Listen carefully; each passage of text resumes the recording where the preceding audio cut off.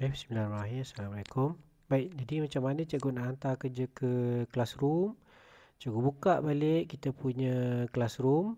Okey, ya PH. Okey, kemudian classwork. Okey, pilih minggu yang cikgu nak hantar tu, minggu 30. View instruction. Okey, memandangkan kita dah guna luar daripada KPM punya workspace, iaitu G akaun biasa, bukan akaun G tu. Kita tak boleh nak hantar Google Drive, kita tak boleh nak hantar link, kita boleh hantar file. Tapi bila file ni kita nak kena download dan sebagainya. Jadi cikgu mark as done sahaja. Okey, mark as done. Okey, pastikan sebelum cikgu mark as done tu, cikgu dah hantar untuk share makan. Baik, jadi pentadbir boleh tengoklah betul ke dia dah hantar ni dekat Google Drive. Google Drive kat Classroom ada, tapi bila dia untuk share makan ni tak ada.